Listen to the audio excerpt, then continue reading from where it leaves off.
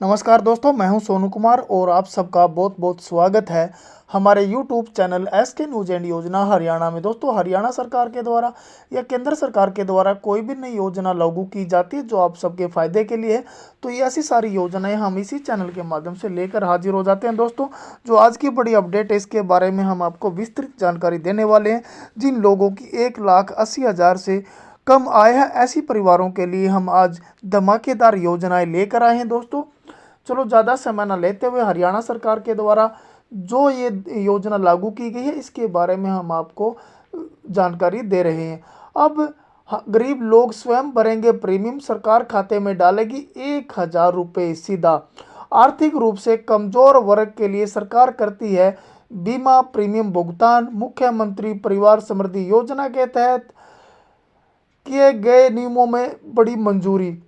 हरियाणा सरकार आर्थिक रूप से कमजोर वर्गों के लिए कल्याण के लिए संचालित विभिन्न बीमा योजनाओं का प्रीमियम भरने की बजाय एक मुश्त 1,000 रुपये सबके खातों में डालेगी। मुख्यमंत्री नायब सिंह सैनी की अध्यक्षता में हुई राज्य मंत्रिमंडल की बैठक में मुख्यमंत्री परिवार समृद्धि योजना के लिए नए नियमों को मंजूरी प्रदान की गई है। योजना के अनुसार मुख्यमंत्री परिवार समृद्धि योजना PMJJBY, PMSBY, PMKMY, PMA/EMIY इसके तहत दोस्तों जो गरीब परिवारों का जो बीमा की जो राशि है दोस्तों, सड़क दुर्घटना से हो जाती है या फिर बीमार होकर हो जाती है, ऐसी सारी कोई भी घटना होती है तो उस बीमे की जो किस्त है सरकार के द्वारा वो पे की जाएगी, जो साल में एक बार की जाती है। भविष्य में यह प्रीमियम राशि स्वयं लाभार्थी प्रदान करेंगे, जबकि अभी तक राज्य सरकार इस प्रीमियम का भुगतान करती थी। प्रीमियम की राशि भरने के लिए हरियाणा सरकार सीधे लाभार्थियों के खाते में प्रति वर्ष 1,000 रुपये दीनदयाल उपाध्याय अंत्योदय परिवार सुरक्षा योजना में करेगी। जिन परिवारों की सभी स्रोतों से आय 1,80,000 रुपये है तो उन सभी के लिए पहचान यानी कि परिवार पहचान पत्र हो, इस लाभ के लिए पात्र होंगे। मुख्यमंत्री परिवार समृद्धि योजना फरवरी 2020 की अधिसूचित किया गया था कि जिसका उद्देश्य राज्य के आर्थिक रूप से कमजोर वर्गों से संबंधित पात्र परिवारों को जीवन दुर्घटना बीमा और पेंशन लाभ सहित वित्तीय सहायता और सामाजिक सुरक्षा प्रदान करता है। पंचकुला महानगर विकास प्राधिकरण के अधिनियम में बदलाव।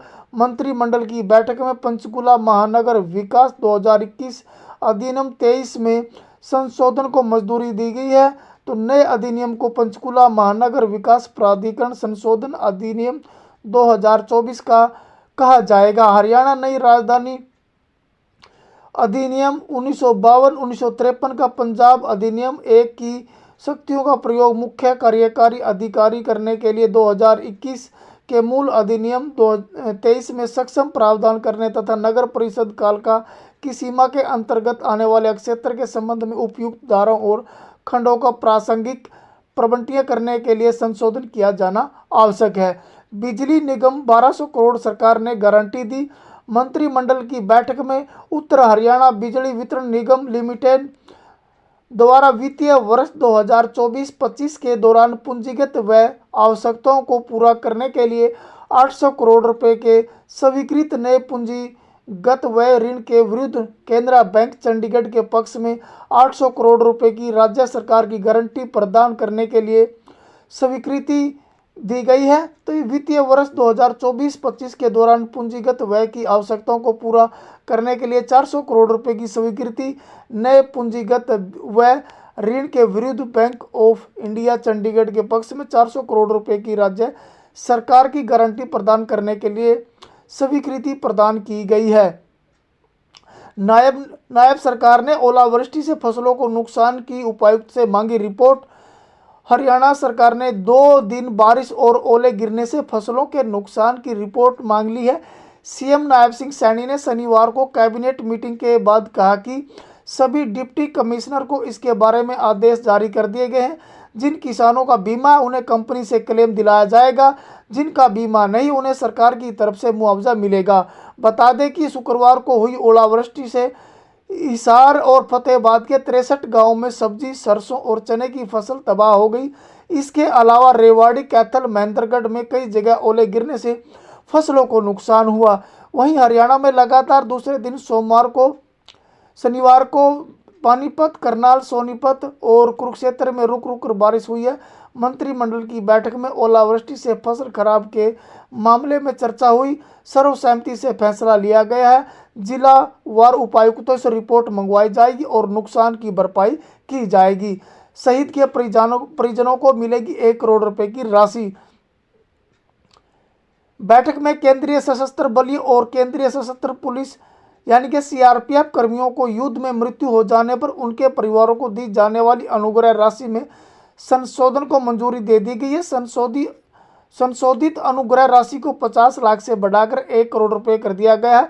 मुख्यमंत्री नायब सिंह सैनी ने 2024-25 के अपने बजट भाषण में शहीदों और उनके परिवारों के बलिदान को मान्यता देते हुए अनुग्रह राशि को 50 लाख से बढ़ाकर 1 करोड़ रुपए करने की घोषणा की थी।